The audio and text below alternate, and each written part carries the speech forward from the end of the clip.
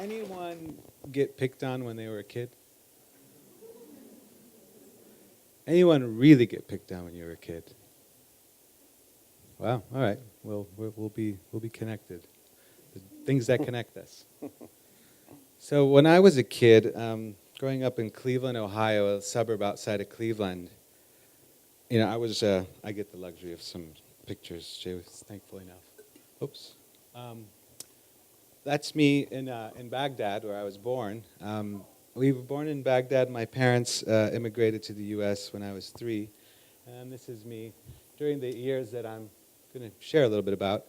Growing up in Cleveland, in a suburb, where it was really hard to be an Arab there, and you're in an area of Cleveland that doesn't really have that many minorities at that time. But America was bringing a lot of minorities. They needed doctors, all because of the wars in Vietnam. My father was a physician. So I had one of the, I don't know, I wouldn't want this childhood on anyone, but it was the things that happened put such scars in my life that, first time I ever share it, that even the days in the morning I'd wake up and I'd have to take the school bus. And the school bus, I was the last one to be picked up. I would dread going on that school bus. There was one seat left, and it was always, you don't want to sit in that seat. What was put on that seat, it was a really hard time. And, in Iraqi culture, and maybe in my culture, the idea of sharing and caring and sharing your emotions, it wasn't really a part of what we did in our family. So you just have to hold it in.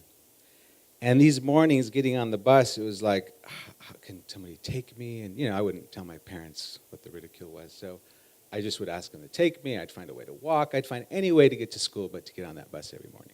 It was really, really hard. And, keep it inside made it even harder. And not really at that time having an expression or knowing what to do with it. So at any rate, I dealt with it. I just moved on. Didn't have many friends in school as a kid. So I don't want this to be too sad. So we'll find ways to smile. I did actually, unfortunately, cut off my sister there. So I want to apologize to my sister who's here tonight. And that's my sister there. And I used to actually tag along with my sister and her friends at the time because I didn't have really any friends.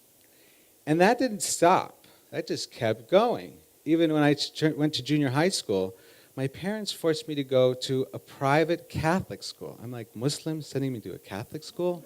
Didn't make any sense. I had to wear a tie, go to Mass.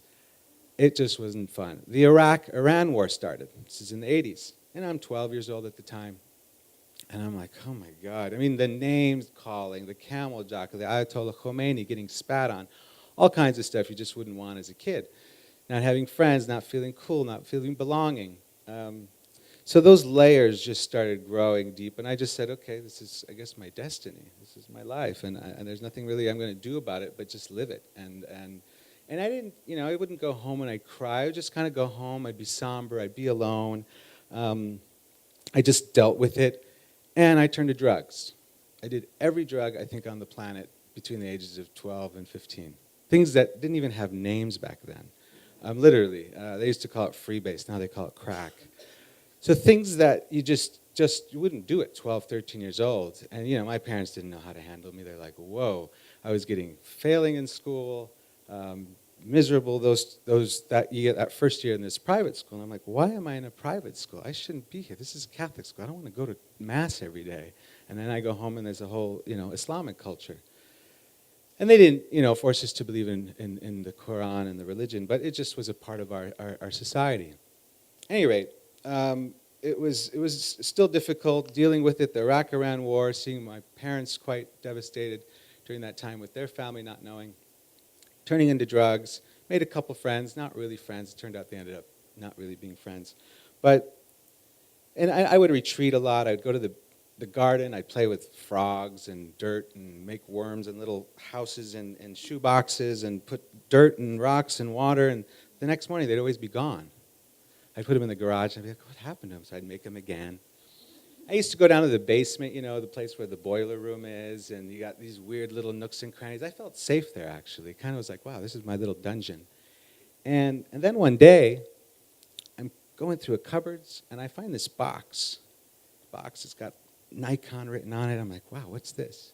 13 years old at the time. I open up the box. It's got this really beautiful camera in it. You know, if any of you guys do any photography, but these old cameras back in the 60s and 70s, they were pieces of equipment. They were heavy. They were like 10 pounds. Big, you know, like those old Polaroids.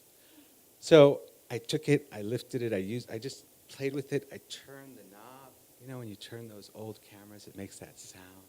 You know, they try and imitate it nowadays. Shh. So I was really mesmerized by this camera, but I was also intimidated by it. I didn't know what to do with it. You know, back then you had to load the film, wind it. Not like, you know, today it's just, you know, I have to, you know, see film. So I was quite intimidated with this camera, but I kept it. I put it in my room. I didn't even ask my dad, can I have it? I just adopted it right away. I knew it was my dad's because there was a macro lens, and he was a physician, so he was doing close-up pictures. I didn't care. I just took it, kidnapped it. It was in a box. I'm like, if it's in a box, he's not using it. So I kept it, and I kept it in my room till the story goes on. So I ended up getting one of those instant cameras. And, you know, when you just put the film and then it kind of loads all on its own, and you can take those 24 pictures, still 24 precious pictures. Back then it was either 24 or 36. But I just used that as my way of just learning about photography. And that camera just stood there in the cupboard. And, you know, at that time I also made a deal with my family. I said, look, if I get straight A's the next year, because I was pretty much F's and D's that one year where I was overdosing on everything that I couldn't even know what they were. So if I get really good grades, you send me back to the public school. They said, sure. I got almost straight A's. They sent me back to the public school the next year. And for some reason, you go back to a school you left for 2 years, all of a sudden people are like, where'd you go? You know, you're all of a sudden like a celebrity. Where'd you go for 2 years? I'm like, wow. And I'd grown a couple inches. You know, I wasn't the laughing stock of the school, because you leave some, and it was also the junior to high school time, like a few inches, any rate. All of a sudden I was like, wow, people actually are acknowledging me. I'm a person. I have skin, I have a mind, I can connect, I can communicate. Before that it was just like, I didn't know what to say, how to say it. Felt quite awkward. And so kept this camera, and then I decided to go to New York City and become an artist. My mom wanted me to become a businessman, not happening.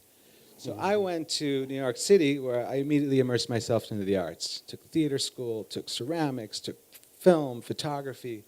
First photography project, the professor says, pick a subject that you want to focus on. So I'm, you know, Cleveland, Ohio, suburbs. I don't know if any of you guys lived in the suburbs. There's nothing really happens. It's pretty boring. But we made a lot happen because, you know, we were whatever. We tried. But so New York City, I was mesmerized by the homeless. I was just in awe. I couldn't believe that people would be out on the streets with no help. In Iraq, you wouldn't see a homeless person back in those days. If there was somebody on the streets, you take them home and feed them. It just doesn't happen. In some cultures, you know, you go to Europe, you barely see homeless on the streets. Nowadays, it's getting a little worse. But I was just in awe, and I couldn't believe it. So I, 17 years old, go and live with the homeless. I take this camera, and I just live with them. I see the police come and harass them. I take photographs of them. I'm becoming friends with them. I'm like, I'm making friends with the homeless.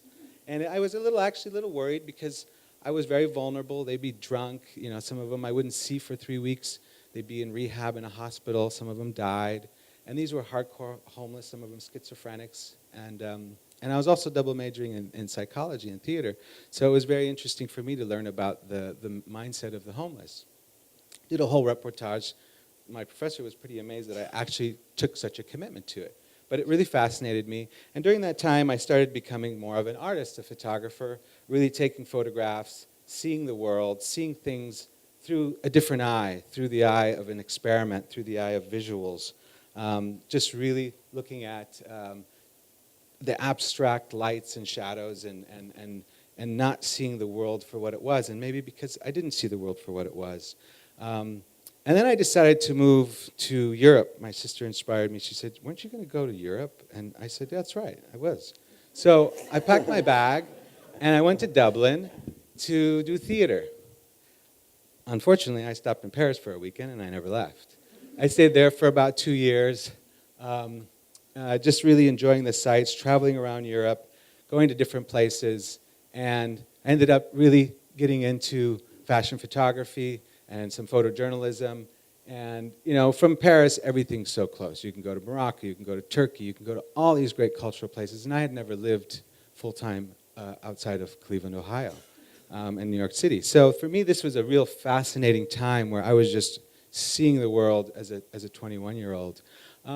But there's certain things in life that you kind of start thinking, what do you want to do? What's your purpose? What's your meaning? And at that age, you're sort of thinking, what's your career too? And in my family, the pressure of what's your career is so big in the Middle Eastern culture. And having fun, frolicking around, bohemian artist, and fashion photography became a big theme for me, and it became my livelihood. I was able to make a good living off of it, and doing some things from newspapers and magazines. But this purpose got louder, and then I just decided, okay, I need to change. And right at that time, Iraq invades Kuwait.